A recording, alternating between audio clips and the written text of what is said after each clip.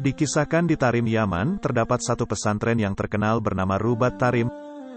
Pesantren ini telah melahirkan puluhan ribu ulama yang tersebar di seluruh dunia.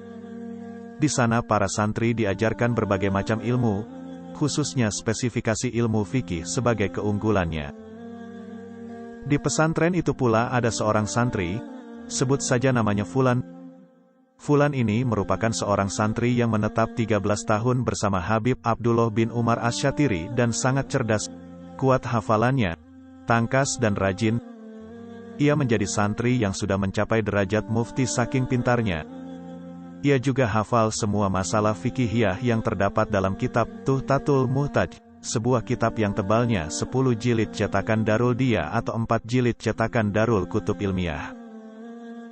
Kesehariannya di pesantren, si Fulan ini disukai oleh teman-temannya, sebab ia dibutuhkan oleh rekannya untuk menjelaskan pelajaran yang belum dipahami serta mengajar kitab-kitab lainnya.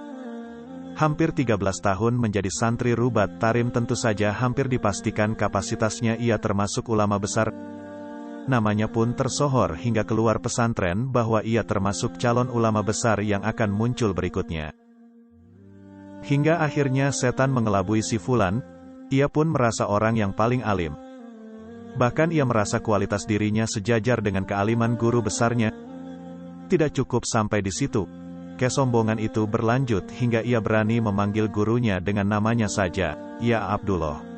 Nauzubillahi min zalik. Di mata para ahli ilmu, hal ini merupakan tindakan yang sangat-sangat tercela dan kesombongan yang nyata. Barang siapa ya memanggil gurunya dengan sebutan namanya langsung, tidak mengagungkannya ketika memanggil, maka dia tak akan meninggal, kecuali sudah merasakan hidup yang fakir baik dalam ilmu maupun materi. Melihat kesombongan si Fulan, Habib Abdullah Asy-Syatiri sabar dan memilih diam saja. Syidi Syekh Muhammad bin Ali Ba'atiyah mengatakan, diamnya seorang guru saat muridnya tidak sopan pada gurunya, tetap akan mendapatkan azab dari Allah. Kesombongan itu pun berlanjut. Si Fulan pada suatu hari akan keluar dari Rubat Tarim menuju kota Mukalla untuk berdakwah. Ia pun keluar dari pesantren begitu saja tanpa minta izin kepada Habib Abdullah Asy-Syatiri. Hingga pada saat Madras Ribat, sebutan untuk pengajian rutinan di Rubat Tarim, Habib Abdullah menanyakan keberadaan si Fulan yang biasanya duduk di depan, namun tidak kelihatan. "Kemanakah si Fulan?" Sebagian murid yang mengetahui menjawab, "Si Fulan sedang berdakwah ke kota Mukalla." Habib berkata, "Apakah dia izin kepadaku?" Sontak murid yang lain diam saja. Dan Habib Abdullah kemudian berkata, "Baiklah, kalau begitu biarkan si Fulan pergi, akan tetapi ilmunya tetap di sini." Si Fulan naik ke mimbar dan memulai isi ceramahnya. Ia memulai dengan basmalah, hamdalah, solawat kepada Nabi amma ba'du. Kemudian ia membaca sebuah ayat. Ketika ingin menjelaskan ayat ini, namun, ternyata dia terdiam seperti kayu yang berdiri tegak dan kebingungan tak mampu berbicara menjelaskan ayat tersebut. Hingga dia duduk 5 menit dia terdiam di hadapan jamaah. Di hadapannya dia menoleh ke jamaah dan mereka juga memandang si Fulan. Hingga akhirnya dia duduk menangis karena semua ilmu yang pernah ia hafal hilang seketika. Bahkan kitab kecil Safinatun Najah tak hafal satu kalimat pun, apalagi kitab Tuhfah yang awalnya telah dihafal.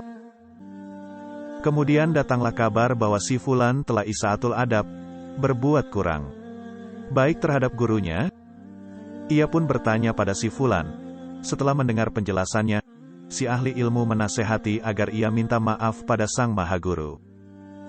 Memang sudah dikuasai oleh setan, ia pun enggan untuk tawadu dan minta maaf pada sang guru. Hidupnya pun bertambah tragis. Ilmunya sudah hilang dan tanpa ada keluarga yang mau menerimanya, tanpa teman yang peduli pada nasibnya.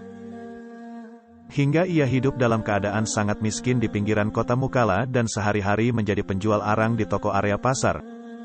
Hingga akhir hayatnya ia hidup dalam keadaan miskin, bahkan untuk sebuah kafan pun ia tak punya dan diberi sedekah oleh ahlul khair yang dermawan. Innalillahi wa inna ilaihi rojiun. Salah satu yang mengurus jenazahnya dan memberi sumbangan kain kafan adalah Habib Abdullah Shadiq Al-Habsyi. Dari kisah ini mari kita perbaiki etika kita kepada guru kita dan kepada siapapun agar tidak su'ul adab. Imam An-Nawawi berkata, seyogyanya bagi seorang pelajar tawadu, rendah hati kepada gurunya, dan menjaga tata krama ketika bersamanya. Meskipun gurunya itu lebih muda, tidak begitu terkenal, nasabnya lebih rendah dan mungkin kesalehannya kalah dengan muridnya. Dengan tawadu, rendah hati, niscaya ilmu akan ia dapatkan. Habib Abdullah bin Alawi Al-Haddad berkata, yang paling berbahaya bagi seorang murid adalah berubahnya hati guru kepada muridnya, dari yang semula ridho menjadi murka. Andai saja semua guru dari timur dan barat berkumpul untuk memperbaiki keadaan si murid itu, maka mereka tidak akan mampu kecuali gurunya itu telah ridho kepadanya. Perkataan-perkataan di atas sebagai bahan renungan bagi kita semua yang notabene masih berstatus murid. Jika kebetulan kita sebagai guru, maka jangan sekali-kali kita berharap untuk dihormati.